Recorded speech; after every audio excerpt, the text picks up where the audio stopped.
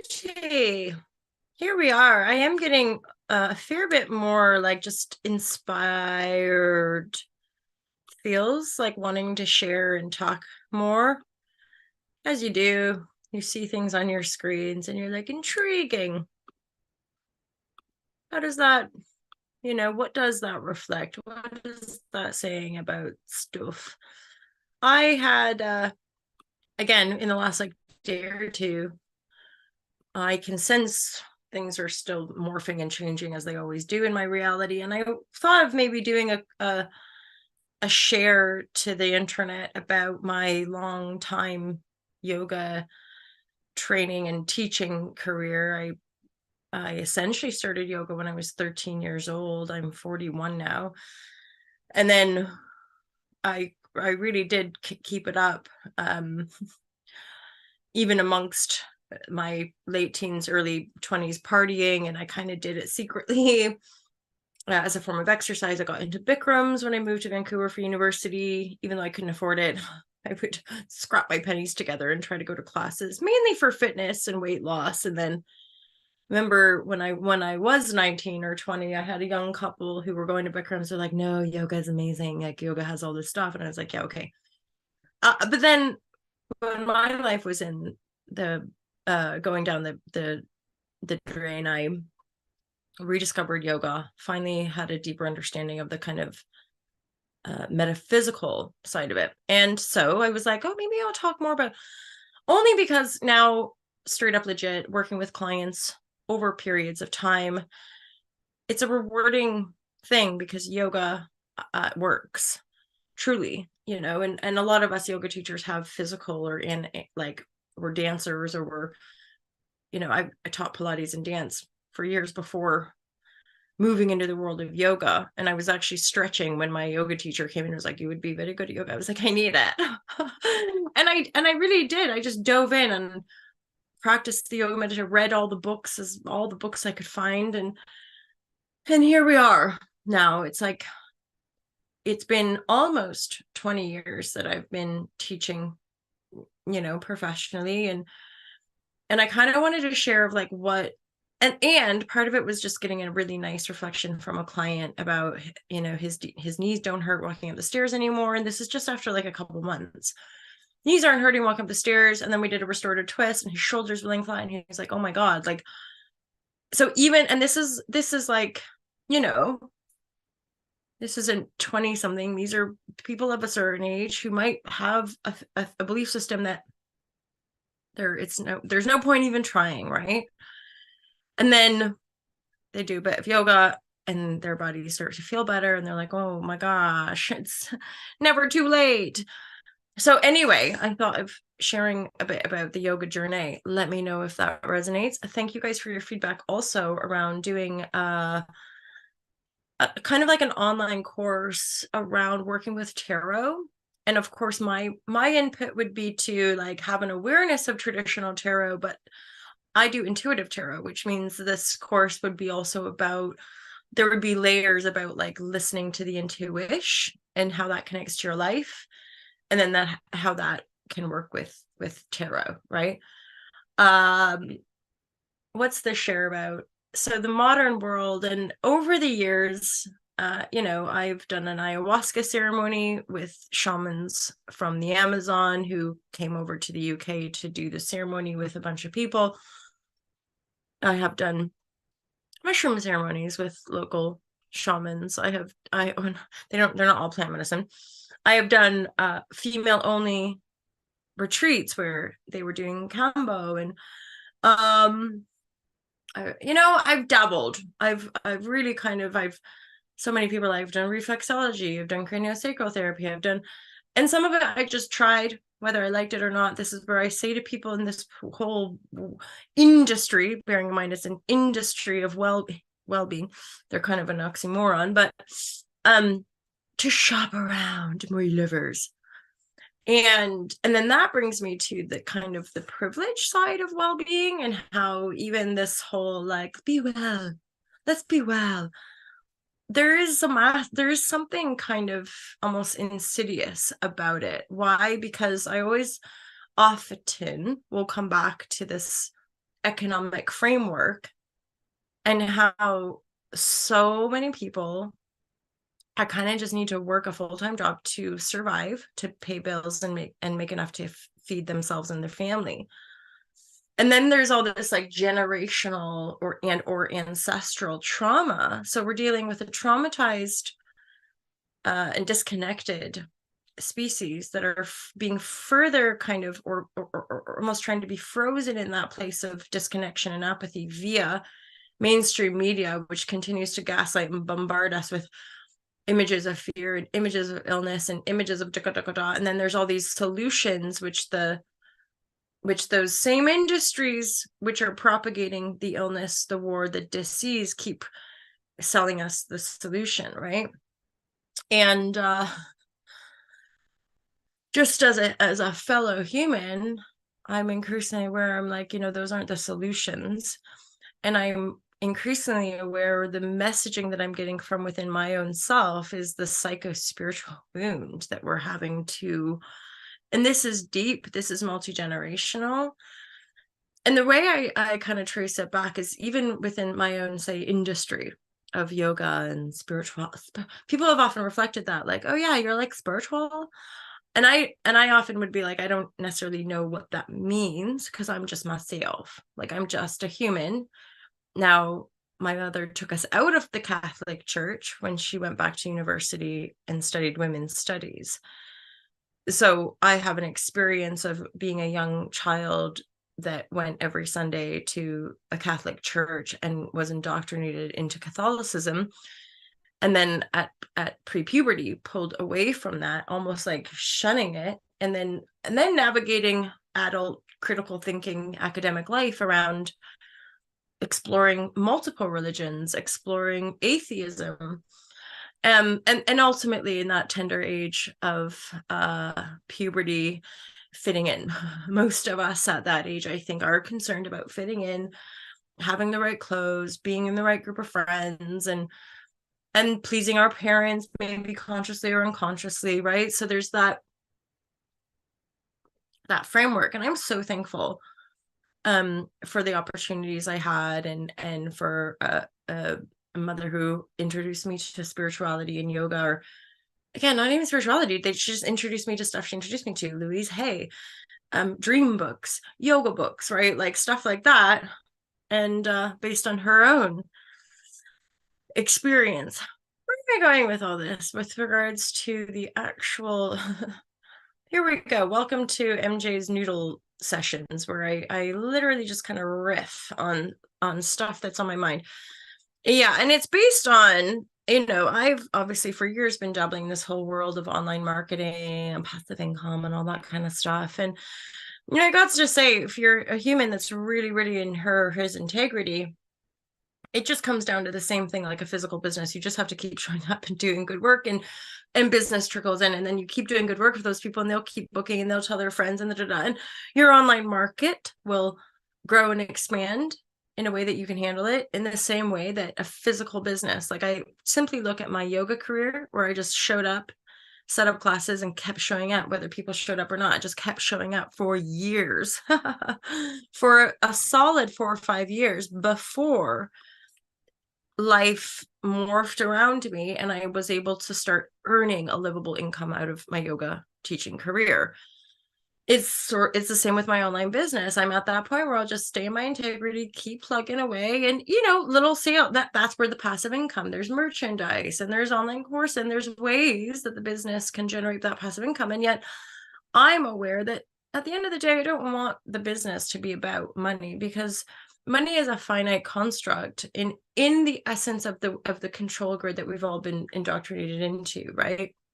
And so I'm acutely aware that this is about love and true health, and endeavoring to reconnect ourselves, right? So what's money got to do with spirituality and disconnect society? In my personal experience, even way back when I went to India, you would have had to have had a certain amount of money just to go to these places to train, and then to go to these certain schools, which, I mean, one of the schools I went to was becoming really popular at the time. Madonna and people were popularizing Ashtanga yoga. And I went to the Ashtanga Yoga Research Institute, and that was like expensive, just to go for a month and train with the lineage, with Patabi Joyce's, like, I think grandson and granddaughter. And in like a shala in a yoga studio that's filled like back, like crunch, like, mat to mat to mat. You're all squeezed in 200-300 people to do the primary series, right? And my God, how it works at the bod. And yet, when you really break it down, it's a school, it's a business, and they run it how they run it. And a lot of us yogis maybe started with a certain yoga tradition, and just through years of practice, it evolved, like broke free from all that, right? And I guess what I'm talking to in this regard is that I'm somebody who continues to dabble and explore different worlds of this so-called well-being or spirituality or what have you. And the one thing that keeps popping up for me, and it does pop up for some people that I speak to who are also endeavoring this world, but okay, so like the money piece does often come into it because there's a lot of energy or attachment that most of us have, because there's such a kind of obvious construct that you need this money thing to survive. So it's intertwined with our ability to survive and thrive, underlying like not having worries or stress. Like how many people, even some of the wealthiest people I know stress about money. Can you believe it? Right. So how, and like so many spiritual teachers be like, relax, like, Eckhart would talk about just be present. And he doesn't have an Indian accent, but, be present, more presence. And you naturally manifest all that you are. But our ego wants to control it. And our some of the teachings, I think, make us think that we're somehow in control of it. And yet I'm increasingly aware that what's coming up for me when I've been dabbling in some of these worlds is that like we're spiritual, and that I sense again, a bit of a disconnect and or an affected like, what am I saying? Like it's an affected speech, or something's ungrounded about it. Like you did the training to give the medicine, but there's something disconnected. I can't pinpoint it. Well, and actually one layer of the pinpointing was that like we're going through all these trainings, but then we're importing medicine from far part of the world. And so much of our natural resources, when you look through the ages, are natural resources and connected to war and trauma over the decades or generations. It's like our natural resources, food, clean water, clean air, they've been usurped. They've just been kind of stolen away from us and then sold back in a less potent, high vibration form. As in, don't pick apples, be worried about making money, and then we're going to sell you apples from South Africa. But I live in the UK, there's apple orchards everywhere. And I'll tell you something, and this is how distorted, and I'm sure some of you might resonate. I literally have apples growing all around me. And from time to time, I'll remember to pick some. But guess what? That doesn't always, I'll sometimes buy some from the store, which is insane. And I want to shine light on the insanity, because I'm no different than anybody. And I find sometimes part of what hooks us into like spiritual people is actually superiority and egocentrism. I watched something called Escaping Twin Flames. Sorry, I don't want to laugh because what's going on in these is awful. But think of it. We're already traumatized. We're already like confused. That puts us in a vulnerable position to what? Predators. People who are just quite happy to prey on that vulnerability and make you think that they have the answer for you. And before you know it, you're in a really deep, dark, emotionally and highly mentally manipulative. That's what that, in a sense, like it's almost like worse, because somebody took over your mind. If somebody's hitting you across the face, it's a bit more obvious that it's an abusive situation.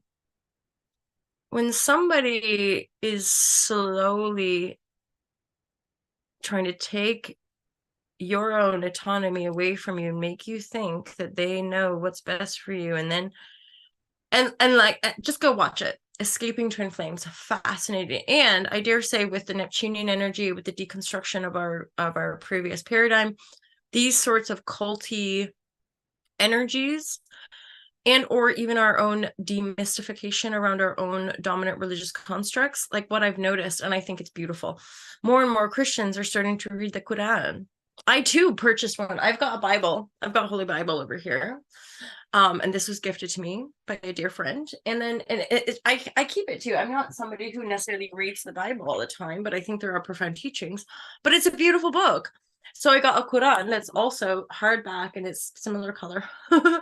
Why? Because I'm going to read it. Like all the other people that inspired me on the internet have done, so that I have a deeper understanding of the different threads of messagings of these really powerful backbones of our human belief system, faith system, and thus value system, right? And then our modern economy, the whole kind of like loop of shopping to buy stuff to keep up with the Joneses. Who are the Joneses? I don't know. Are they propagated from above? Probably. And then the disconnection of, ooh, anti that, well, let's go to this, but this is not necessarily true to us. Like, we don't have our own spirituality, right? Like, it's like, if we're not going to church and or, you know, meditating and being whatever else we think spirituality is, it's like,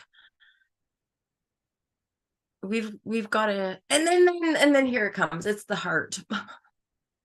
Meditate, pray, way, like, get connected to the heart, feel your humanity, feel your, oh yeah. And that was kind of the big piece about, you know, why is yoga awesome? And I teach, obviously, but I still practice. Like, most days I'll stretch and breathe and feel into my body. And then often when I'm having to share with clients, especially once they're getting into their practice and they're realizing, like, oh, Shazam, this does what it said on the label, and I'm feeling good, and I'm moving better through my life. The polarity is that you are more sensitive. So you feel stronger, you feel it up, but you'll notice the tiredness a little bit more acutely.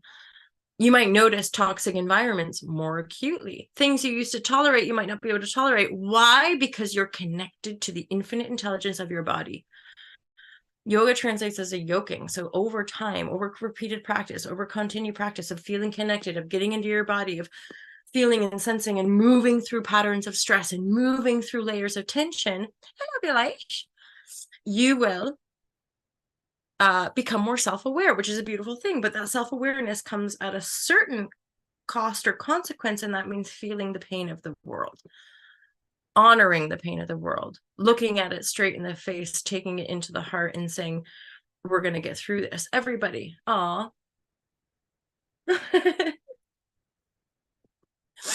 Yeah, like, because so it's like this, relating human to human. Take the student teacher barrier away. Take the company director customer away. Take those aspects of separation away, and what have you got? We're all human, with our fears, with our wants, with our desires, with our heart, with our bodies. And most of us, if not all of us, we just want to live well, and we want to live in peace, and we want to be able to have clean water and have, right? Why has that become so gosh darn difficult? Well, methinks it's as simple as people who have managed to get themselves into lots and lots of power want to stay there. Wouldn't you? There's what empathy can show me, like, oh, well, that makes sense. If I had that much power and sway and influence, I probably wouldn't. I'd probably be fearful of losing it too. Or if I was doing shady deals, right? If I was performing shady deals, I'd be pretty frightened of people finding that out too. Oh no, here, just take lots of money I've earned from those shady deals and just try to make it go away. We can't hide from our own karma. That's part of what all this spiritual stuff is sort of teaching us. We can't, it just is. So in truth, karma is the Shazam accountability factor. And that's something I truly have faith about. And I'm kind of bridging away from this idea of like a utopian society, and we have to go to some idea of perfection. Just come back to your heart and love yourself and love the people in your life and love the world with all of its atrocity and Shazamness, right? And know that it's not up to any of us, and yet all of us have a choice to live in serenity and to live in beauty and to create and cultivate a beautiful, loving life through the kindness and compassion that we have for ourselves and the people around us. You know, I don't think there's going to be that thing of like a sudden shift. This is going to be a slow unfolding evolutionary process where eventually people have to face down their actions, eventually, right? Just like a lot of us have done on some levels. It's profound. I don't know about you guys, like doing all this emotional alchemy and shadow work, like the holy Shazam of like, there were moments of resistance, right? Where I'm like, how dare they? And then I was like, oh no, I did that. So the thing that I was projecting onto the other person for doing to me, I realized, that's why my previous partner ended it with me. I used to do the same thing that person was doing to me in previous relationships that ended. Why? Because I was behaving fairly narcissistically. Okay. I mean, I gotta say, in many of the worlds, I think of the law of attraction manifestation in our disconnected techno grid based on false economy, any of us that endeavor it are going to act in reflection of it, and thus be a bit narcissistic, appear to other people to be a bit selfish. Why? Because that's kind of what it takes. That's what it pulls out of us. You can manifest, okay, I'm manifest, I'm joyful, I'm happy. And the shadow of that, of course, and I can say this in integrity looking back, is that you end up kind of lying to people. And it's not good or bad or right or wrong, but it's like the fake it till you make it. And also a sense of pride, because like, I don't know about you guys, but poverty sucks, right? Like, it's not just one, you don't have enough to pay for food, but like the emotions that come up, like feeling ashamed, embarrassed.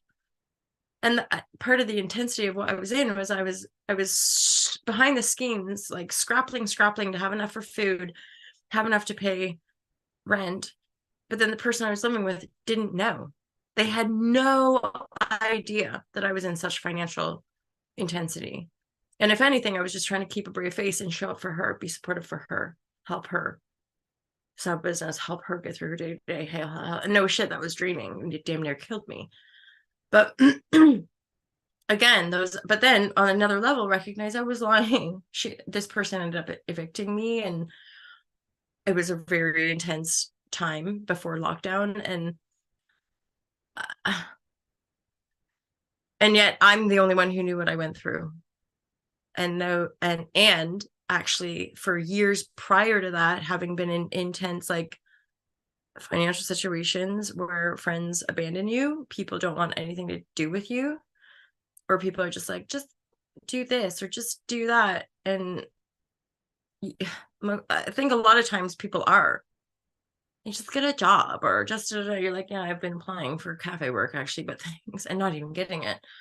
So where am I going with this? Like the economy, money is like a huge central theme of our society, but so often is the case, we're not actually talking to that or shining light. It's like people being entrapped in sort of institutional dynamics, and we're realizing that people at the top of these chains are living a life of luxury, but they're not necessarily living in integrity. They're living from ego, which means they're not grounded in anything real.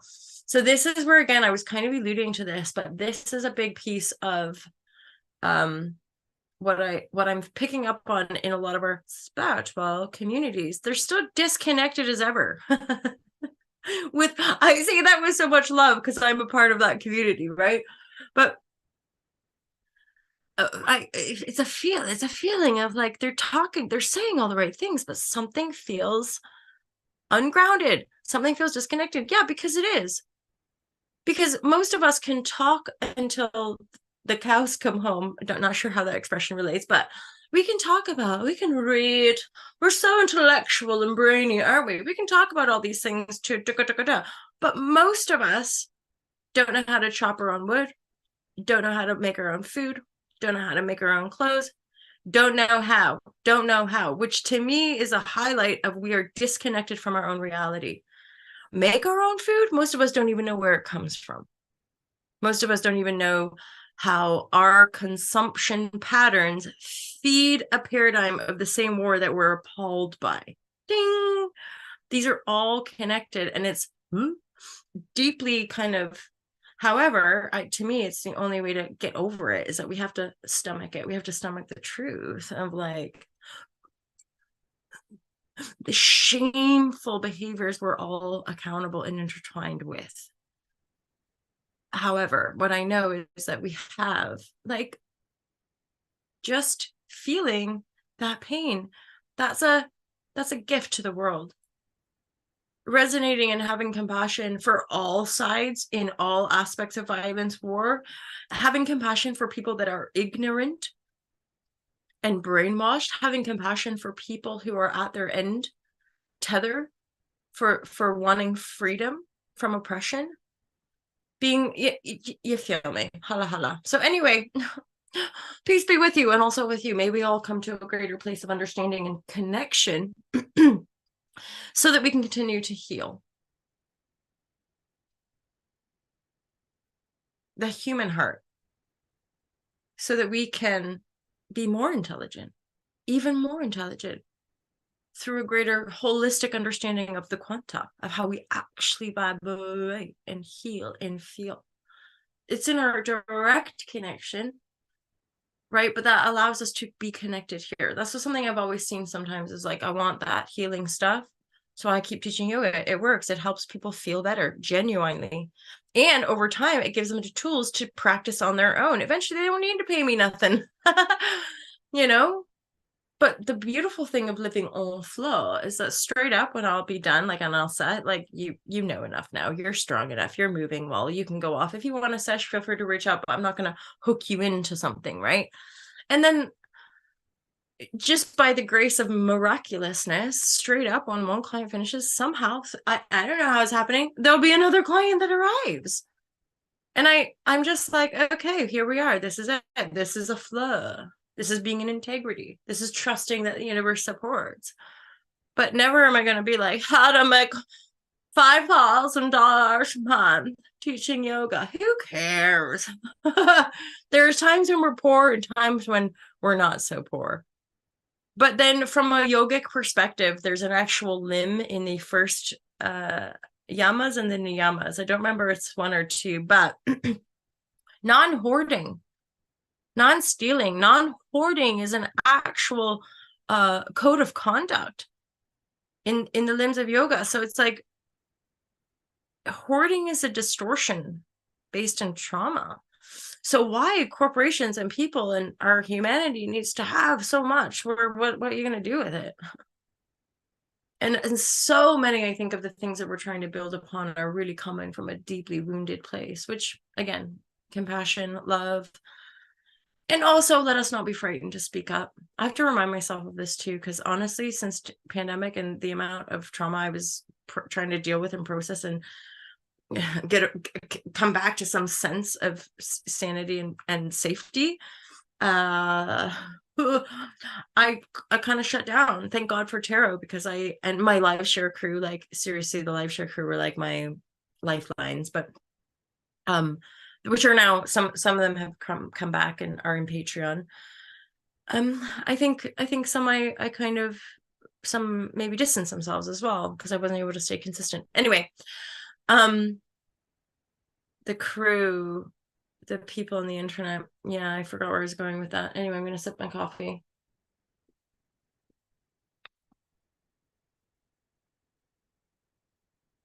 Internet people, I love you and I'm really, really grateful.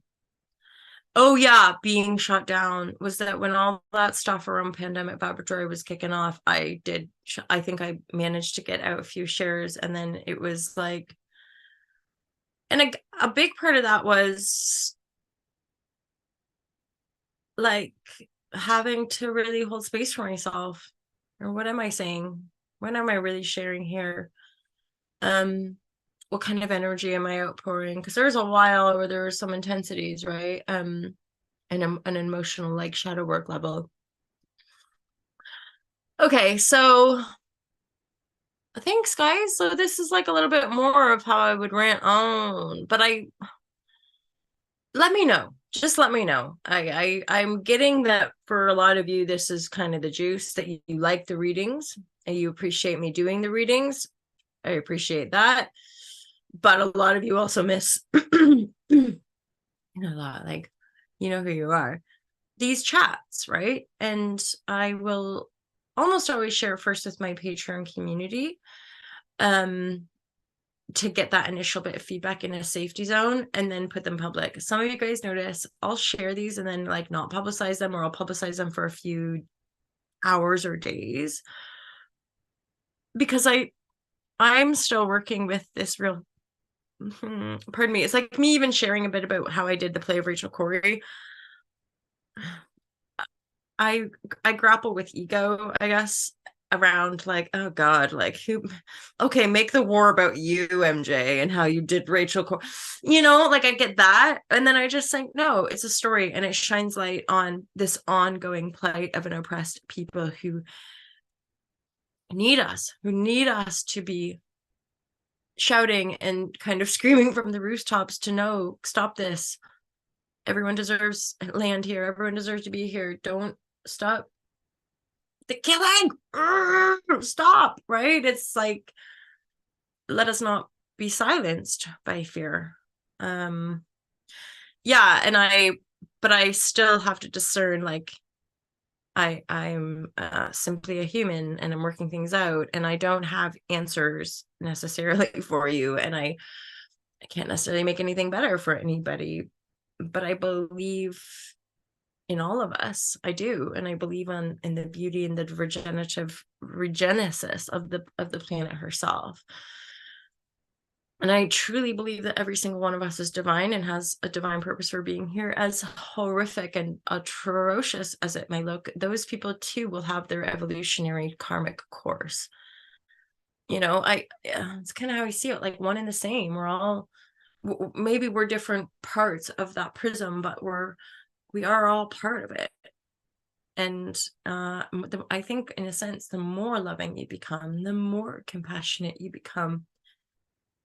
It's like the more you have compassion for like all of the children, all different ages, all different shapes, all different sizes. And maybe there's a little bit of like, you know, like angry parent or annoyed parent with some of these atrocities. But then there's this deep faith that you will learn just through your own experience.